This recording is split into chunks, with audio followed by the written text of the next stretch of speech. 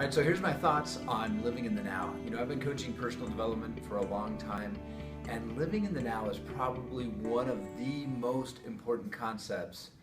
This one definitely takes the cake. So if you can learn this one concept, it can change your life faster than anything else. You know, you think about, there's a wise man that once told me that limiting beliefs cannot exist in your presence.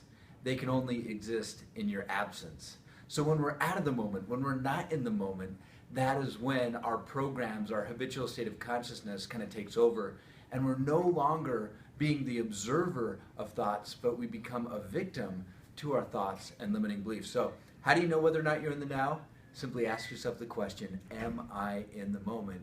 And I challenge you to give yourself the present of this present moment. All right, my tip for living in the now is a gratitude journal. If you take 10 minutes at the end of each day to write down thoughts on what you were grateful for, as much as possible in 10 minutes, you just get it down on a piece of paper. This will really help you in the next day to pay attention to those things that you're going to write down at the end of the day. So it could be something as simple as a smell that really just feels like home, or a tree that you pass by when you're walking to work or to school. Anything that is just a great place to be. Okay, so find those small things in your day that just mean a lot to you. It could be something that a friend said to you, or a tree you pass by that just is really beautiful. And those will help you to bring you back into the present, to pay attention to all the wonderful things that are already in your life. Well, my thoughts on living on the now, today as I was coming to work, it's about 100 degrees outside, my air conditioning broke. And as I'm dripping with sweat in my car, I thought to myself, okay, right now in this moment I have a choice to make.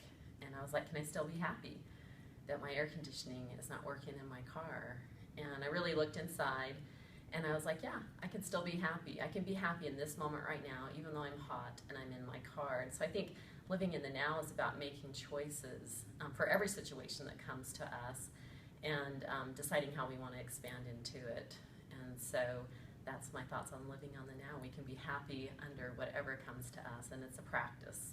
Okay, here's my thoughts on living in the now, and I'm sharing from my personal experience. I grew up thinking that multitasking and doing a lot of different things was honorable. And so if I was just doing one thing, I would look for different things to do so that I can get that honorable badge. But what I've realized, and through years, and I hope that you can take this advice and save yourself maybe 4 or 5 years, is that living in the now, when you have something in front of you, focus all your energy on it. And then when you're done, move on to the next. Now you look at people who are great maybe at doing a lot of different things, and you wonder, how do they do that? Well, what happens is that they focus on one thing and did it quick, and to the next and next and next. And over time, people thought they were doing a lot of things at once. It's kind of like a computer. We think, oh wow, that's processing really quick. Well, it's doing one thing at a time, but doing it so quick. And so personally, if you have things in front of you, think about life as a series of projects. Go from one project to another, to another, to another. And as you do that, watch things happen. Living in the now, to me, is just being present in every moment, just whatever you're doing. Even if you're just doing the dishes, you're present with those dishes in gratitude. Gratitude for what the dishes represent, the food that you had to eat, the blessings that you have in your lives. And it's not worrying about the future or the past. Hello, I'm Gilda Kiff, one of the personal development coaches here at Achieve Today. And I'm really excited because I just got off one of our graduate calls talking with everybody about disidentifying from the mind and clearing limiting beliefs, and lots of energy, so I'm feeling really pumped up right now. We get to talk about living in the now right now, and really this is the single most important thing that anybody can be focusing on, because the now is the only thing that's real. The alternative to living in the now is living in your mind, which is about now. It's the map and not the territory. So if you're off somewhere in the mind, you're really not here. You think you're here, but that's it. You're thinking. You're not here. If you're in the now is presence. And in this state of presence, this is where you find love. This is where you find joy. This is where you find peace. This is where you find fulfillment and freedom. These are all available now, not tomorrow, not next week, not yesterday, because the only thing that exists is this moment.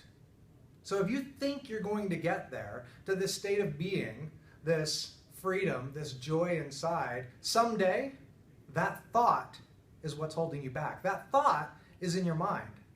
So the now, this is love, this is presence. This is what you're learning to access. And the way you can do this is practice being the observer of what's going on. In neuroscience, it's called metacognition. In metacognition, you're observing your thoughts, you're observing your emotions, you're observing what's going on inside, and observing is not judging. Your mind wants to judge. Your mind wants to say, I like it or don't like it. Your mind wants to say good or bad. Is it going to give me pleasure? Is it going to cause me pain? That's your mind thinking, but observing, just noticing. When you can just notice when you're not in the now, you're in the now. So when you recognize that you're not present, the moment you recognize that you're not present, you're present. And that's the way to get into the now, is spend more time practicing that, observing, what am I thinking? How am I feeling? Without a judgment. You don't try to get there, you're already there. So your task is not to seek for it. Your task is to seek and find the barriers that you've built within yourself against it. That's a Rumi quote, but he says love instead of it. Your task is not to seek for love. Your task is to seek and find the barriers you've built within yourself against it. So thanks for watching. I look forward to many more conversations with you.